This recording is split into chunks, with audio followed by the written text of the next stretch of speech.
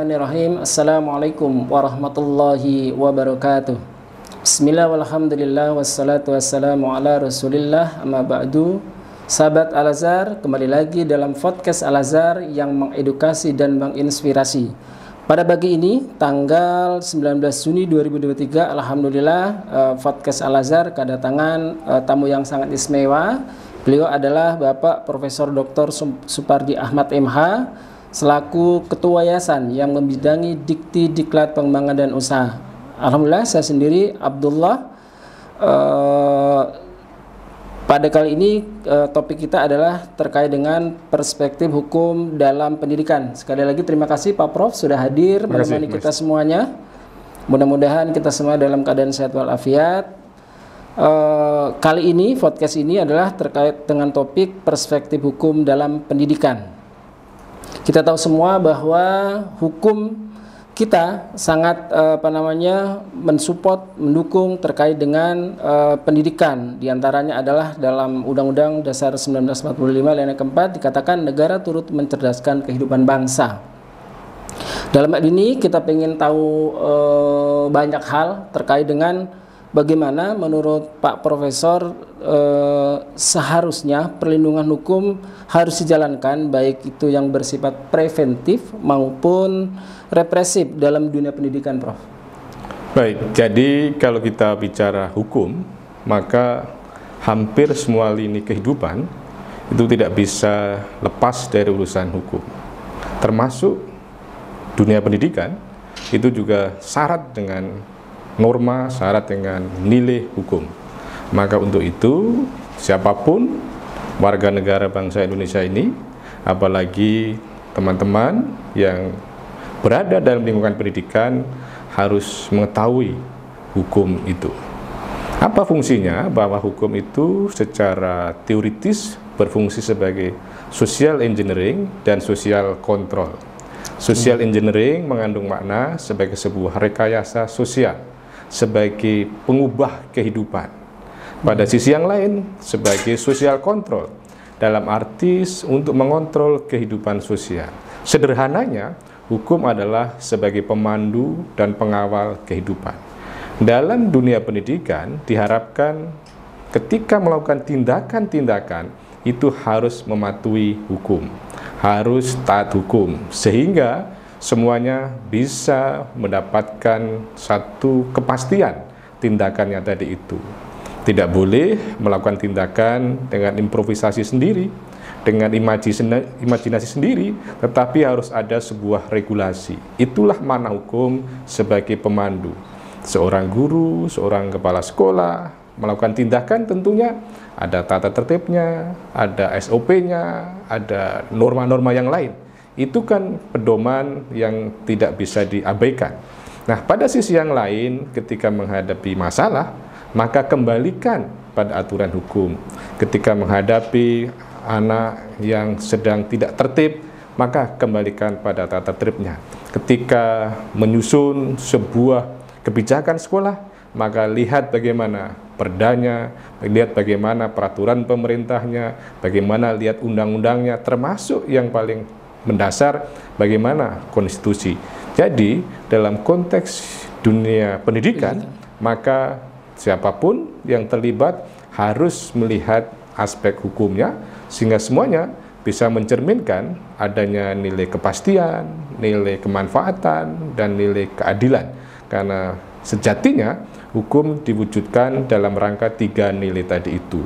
Maka di dalam dunia pendidikan pun bagaimana tercipta keadilan hukum, keadilan pendidikan, tercipta kepastian kebijakannya, tercipta kemanfaatan pendidikannya. Dengan demikian, stakeholder yang terkait di dalam dunia pendidikan tadi itu bisa mengerti tindakan-tindakan yang dilakukan, karena sudah ada regulasi yang disusun. Mengerti konsekuensi-konsekuensi ketika melakukan pelanggaran, karena sudah ada regulasi yang disusun. Dengan demikian, hukum mampu memandu kehidupan pendidikan tadi itu. Baik, Prof. Kita pengen lebih mendapatkan informasi lebih lanjut terkait dengan bagaimana seharusnya sekolah atau pimpinan sekolah, Bapak Ibu guru menerjemahkan panduan hukum dalam tata tertib sekolah, sehingga semua pihak baik orang tua, murid, guru maupun masyarakat memahami bahwa itu adalah sebuah langkah preventif dari sekolah untuk meminimalkan terjadinya pelanggaran-pelanggaran hukum dari anak-anak meskipun skupnya lebih kecil, Prof. Ya, tata tertib kan itu sebagai salah satu sumber hukum di sekolah ya, betul. Yang mana proses penyusunannya harus benar-benar memperhatikan aturan hukum di atasnya. Demikian pula juga tidak boleh mengabaikan misalnya kenyataan sosiologis di sekolah tadi itu. Nah, pada sisi yang lain juga perlu memperhatikan bagaimana manfaat dari regulasi tadi itu. Sebuah aturan, sebuah norma, termasuk tata tertib, itu adalah harus mengandung 3 landasan. Landasan filosofis, landasan yuridis, dan landasan sosiologis. Landasan filosofis dalam arti adalah nilai-nilai filosofis kehidupan berbangsa dan bernegara, nilai-nilai filosofis dari pendidikan itu sendiri. Itu bisa kita temukan dari Pancasila, dari konstitusi, dari regulasi atau undang-undang yang ada. Itu adalah sebagai nilai-nilai yang kemudian terakomodir termasuk nilai-nilai filosofis. Pada sisi yang lain memperhatikan landasan yuridis, itu artinya ke dalam konteks sekolah ini tidak lepas misalnya dari anggaran dasar, anggaran rumah tangga, yayasan, itu harus diperhatikan. Kebijakan-kebijakan pengurus harus diperhatikan. Demikian pula misalnya lingkungan sekolah berada di mana daerahnya, maka perdanya juga diperhatikan, dan aturan-aturan hukum yang terkait di dalam pendidikan tadi itu adalah sebagai sebuah landasan yuridis. Dengan demikian, proses improvisasi penyusunan tata tertib tadi betul-betul ada pedoman hukumnya. Demikian pula landasan sosiologis, itu adalah apa yang terjadi di dalam kehidupan sekolah tadi itu. Karena satu tata tertib tentunya dalam rangka menyelesaikan masalah, dalam rangka mencegah adanya masalah, dalam rangka menciptakan ketertiban. Maka untuk itu harus merespon terhadap apa yang ada di dalam kehidupan sekolah. Secara singkat, bahwa tata tertib harus mempertimbangkan aspek filosofis, yuridis, dan sosiologis. Demikian pula harus diperhitungkan efektivitas dari ketentuan yang ada tadi itu. Bagaimana penerapannya, bagaimana penegakannya. Dengan demikian, nanti pada tahap implementasinya, semuanya betul-betul efektif, efisien, dan produktif. Dengan arti bahwa supaya memang aturan tadi betul-betul memberikan manfaat secara baik dan benar. Itu. Baik, saya pikir sangat jelas sekali. Ini menjadi bahan dari para praktisi pendidikan, dalam hal ini adalah para pimpinan sekolah dan guru, bahwa dalam menentukan tata tertib harus melihat 3 ranah tadi ya, sehingga semuanya bisa merasa terayomi dan dapat memperoleh kepastian hukum dalam tanda kutip pada saat mereka membaca dan mengimplementasikan tata tertib yang ada di sekolah. Baik, Prof, terima kasih. Kemudian bagaimana kita, Prof, cara pertama adalah mengedukasi para peserta didik untuk meminimalkan adanya misalkan tawuran antar pelajar, kemudian adanya bullying yang begitu marak sekarang, bisa juga bullying secara digital gitu, yang memang tidak face to face antara satu murid dengan murid yang lain, sehingga kita perlu pembelajaran bagaimana sih kita mengedukasi permasalahan hukum yang ada di sekolah-sekolah gitu, Bro. Ya, bahwa dalam rangka mengedukasi pendidikan hukum di sekolah, maka hal pertama adalah bagaimana menanamkan kesadaran, menanamkan attitude, menanamkan afeksi, sikap, kan itu. Karena memang pendidikan yang paling utama adalah bagaimana menyentuh hatinya. Maka harus ada sebuah internalisasi yang kemudian bisa terpatri dalam hati setiap stakeholder pendidikan, bahwa mempelajari hukum adalah sebuah kebutuhan. Tanamkan nilai itu tadi. Nah, kemudian yang kedua adalah memberikan pengetahuan, aspek kognisinya, melalui sebuah transfer pengetahuan, melalui edukasi, melalui seminar, sehingga terbuka wawasannya, terbuka kognisinya, kognitifnya. Dan yang ketiga adalah memberikan keterampilan penyelesaian hukum, aspek psikomotoriknya. Harapannya adalah mampu menyelesaikan masalah. Jadi secara sederhana, dalam konteks mempelajari hukum, tanamkan nilai, transfer pengetahuan, dan berikan bekal keterampilan. Dengan demikian, baik hati, kemudian pikiran, dan perbuatan adalah adanya sebuah integrasi, ada integritas soal hukum tadi itu. Kalau hanya terampil, tetapi pengetahuannya kurang, itu juga tidak akan mampu maksimal keterampilan tadi itu. Sebaliknya juga bahwa aspek keterampilan mampu, pengetahuan mampu, tapi nuraninya, hatinya bukan suatu perilaku yang beriman, bukan perilaku yang beradab, maka menjadi juga sia-sia. Maka untuk itu, 3 hal tadi itu, hati, pikiran, dan perbuatan menjadi satu kesatuan yang tidak terpisahkan dalam konteks memberikan pendidikan hukum. Demikian pula dalam proses penyusunan tadi, perhatikan aspek substansi, aspek prosedur, aspek kewenangan. Jadi siapa yang berwenang harus betul-betul punya kewenangan. Prosedurnya, caranya bagaimana, harus juga diperhatikan dengan baik dan benar. Kemudian yang ketiga, isinya juga harus baik. Jadi isi, cara, dan siapa yang melakukan itu juga harus baik. Karena apa? Karena hanya bicara soal isi, misalnya orang mau sholat duhur, niatnya baik, tapi kan baru jam 10, kan menjadi tidak sah. Karena prosedurnya salah. Nah, sudah prosedur benar, jam 12, niatnya sholat duhur, tetapi yang jadi imam misalnya masih anak kecil, dia tidak berwenang, maka menjadi tidak sah tadi itu, karena masih ada yang lebih fasih bacaannya, lebih dewasa dan sebagainya. Maka 3 hal tadi itu, substansi, prosedur, dan kewenangan harus baik dan benar. Tidak hanya baik saja, tetapi juga harus benar.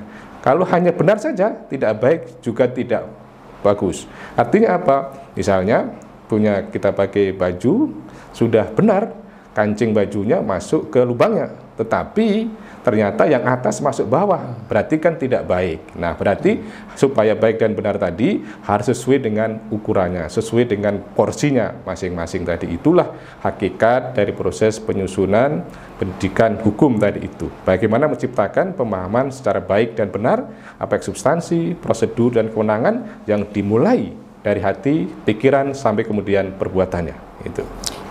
Apalagi kalau misalkan dibarengi dengan suri toladan ya, Pak Bro, dari penyusun para guru, para kepala sekolah, dan semua warga sekolah, sehingga semuanya juga berpikiran positif. Kemudian yang berikutnya gini, Prof. Terkadang kita di sekolah-sekolah tertentu itu mengalami sebuah dilematis, Prof. Artinya gini, misalkan di sekolah itu ada tata tertib mengatakan tidak boleh membawa misalkan korek api atau rokok, apalagi minuman gitu. Tapi terkadang mereka di di luaran sana, dalam tanda kutip, di pergaulan mereka, terkadang mereka melakukan hal tersebut, sehingga pada saat ada kejadian tertentu itu mohon maaf, terkadang mereka mengatakan ini hal yang biasa. Bagaimana, Prof, kita menangani hal seperti ini? Karena ini kan apalagi anak-anak SMA ya, pergaulannya di luar sana kita nggak tahu persis. Padahal dari sekolah dari jam 7 misal sampai jam 3 kita betul-betul mencoba menerapkan tata tertib yang sudah dibuat dan disepakati bersama. Ya, pertama memang dunia pendidikan kita menghadapi tantangan yang tidak ringan ya, karena kemajuan teknologi, kemajuan informasi, termasuk kemudian fenomena bullying, fenomena kemudian adanya pelanggaran aturan ketika di luar sekolah, misalnya sejauh mana ya orang atau murid tadi itu menerima konsekuensinya. Disitulah yang terpenting tadi saya katakan, bagaimana kesadaran itu tadi betul-betul otentik ya, betul-betul benar-benar sesuai dengan keyakinannya, bukan artifisial, bukan formalitas gitu ya, bukan seremoni saja, tetapi benar-benar bahwa dia sadar karena adalah sebuah kebutuhan. Itulah yang disebut sebagai sebuah culture, sebagai budaya hukum, legal culture tadi itu. Melalui pendidikan ini, bagaimana orang menciptakan budaya hukum. Ketaatan pada hukum itu adalah karena kebutuhan. Misalnya orang pakai helm bukan karena takut polisi, tetapi karena kebutuhan supaya selamat, supaya aman, dan lain sebagainya. Demikian pula bagaimana kita mampu menanamkan nilai, tidak boleh melakukan tindakan-tindakan yang bertentangan dengan misalnya soal makanan, soal minuman dan sebagainya, itu ditanamkan itu sebagai sebuah kebutuhan, sebagai sebuah keharusan. Nah, pada sisi yang lain, kalau memang itu terjadi adalah bagaimana segera untuk diminimalisasi, lakukan tindakan-tindakan represif, tindakan-tindakan edukatif, supaya sanksi yang dijatuhkan itu mengandung dua makna. Sanksi pada dasarnya adalah mengandung makna penjeraan dan sekaligus edukasi. Jera supaya tidak terulang lagi, supaya kapok. Edukasi adalah sebagai sebuah penyadaran akan perbaikan. Maka bagaimana kita sebagai misalnya guru, sebagai kepala sekolah, itu ketika memberikan sanksi tadi bermaksud dalam rangka tadi itu mengedukasi dan sekaligus menjerakan supaya tidak terulang, dan yang lain juga menjadi takut untuk melakukan itu. Nah, pada sisi yang lain, ya meskipun itu di luar sekolah, itu kita tidak boleh AB. Maka untuk itu perlu ada kerjasama dengan orang tua, kerjasama dengan tokoh masyarakat. Maka kita perlu menanamkan nilai kepada anak didik kita supaya mereka bergaul, supaya mereka punya nilai-nilai sosial, mereka tidak egois. Karena teknologi sekarang ini memberikan sebuah kecenderungan berperilaku egois, main sendiri, main dengan asik sendiri dan sebagainya, sehingga tidak peduli dengan lingkungan. Maka supaya masyarakat ikut mengawasi, perlu adanya sebuah kerjasama dengan masyarakat tadi. Maka juga yang penting adalah bagaimana membangun sebuah kolaborasi, sebuah jaringan antara stakeholder pendidikan, keluarga, sekolah, masyarakat, supaya mereka bisa memiliki tanggung jawab yang bersama.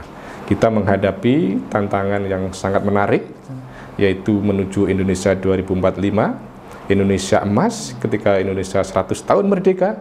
Maka bagaimana kita mengantarkan anak didik kita, murid-murid kita itu pada trayek Indonesia emas nanti itu. Harapannya adalah terciptanya sebuah keadilan sosial, terciptanya social justice pada waktu itu, terciptanya kesejahteraan umum, dan masyarakat, anak-anak didik sekarang inilah nanti yang akan berada pada peran-peran penting di sana itu. Maka harapannya nanti sudah tidak ada lagi korupsi, tidak ada lagi pengangguran, tidak ada kemiskinan dan lain sebagainya, sehingga sejahtera tadi betul-betul bisa diwujudkan itu. Berarti tata tertib yang ada di sekolah seharusnya atau sebaiknya sebagai role model yang nantinya bisa diimplementasikan oleh anak-anak kita selalu di situ, Prof ya. Dan tadi dikatakan butuh kolaborasi dan integrasi semua pihak untuk memaksimalkan terlaksananya hukum dalam skop kecil di antara peserta didik yang ada di sekolah.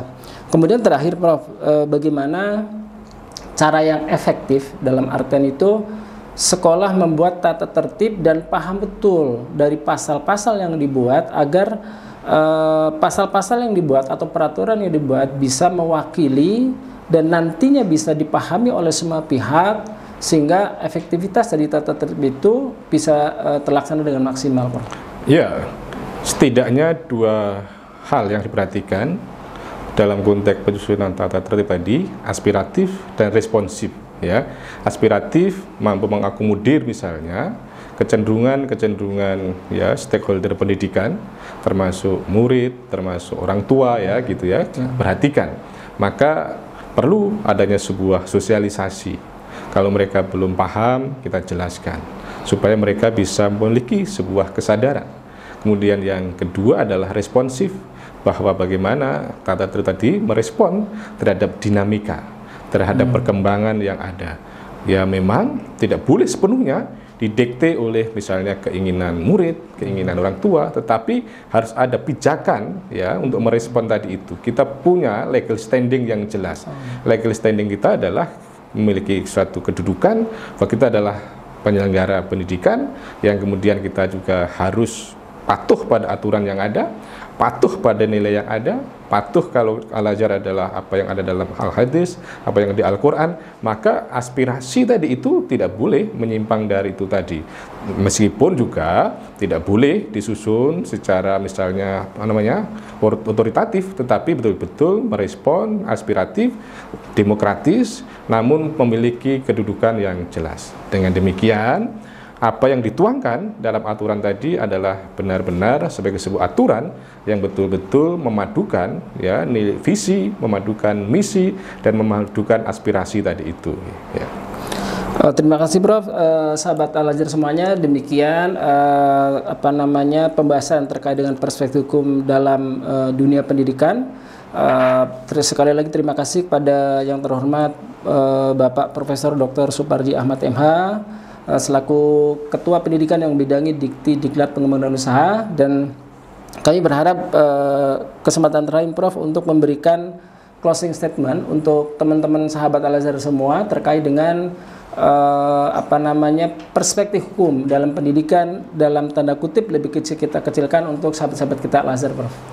Ya, sahabat Al-Azhar, bahwa kita berada dalam dunia pendidikan yang sangat dinanti kehadiran masyarakat untuk memberikan pencerahan, hadir sebagai sebuah instrumen pendidikan yang mampu mewujudkan generasi-generasi cemerlang, bahwa kebutuhan, tuntutan, dan harapan masyarakat itu kita jawab bersama dengan langkah-langkah, dengan kerja-kerja yang nyata sebagai bagian dari ibadah, sebagai bagian dari kemanfaatan terhadap Islam, kemanfaatan terhadap umat, terhadap bangsa dan negara. Maka melalui pendidikan ini semuanya diharapkan terwujud generasi yang betul-betul beradab, generasi yang mampu memadukan iman, ilmu, amal, yang mampu mewujudkan generasi yang memiliki integritas muslim, intelektual, profesional. Agar itu bisa terwujud, maka hindari masalah-masalah hukum, tetapi kenali hukum, tetapi laksanakan hukum. Dengan demikian, pendidikan akan berlangsung dengan aman, berlangsung dengan nyaman, visi misi akan terlaksana, terwujud dengan nyata, dengan fakta. Dengan demikian, kita mampu hadir sebagai sebuah institusi pendidikan yang membawa Indonesia pada Indonesia yang cemerlang. Terima kasih sekali lagi pada Profesor Dr. Suparji Ahmad MH yang telah memberikan pencerahan bagi sahabat Al-Azhar semuanya terkait dengan hukum, kaitannya dengan pendidikan yang kita seharian atau kita sehari-hari laksanakan di Al-Azhar. Terima kasih, insya Allah bermanfaat buat kita semuanya. Kurang lebihnya mohon maaf. Bila taufiq hidayah. Assalamualaikum warahmatullahi wabarakatuh. Assalamualaikum warahmatullahi wabarakatuh.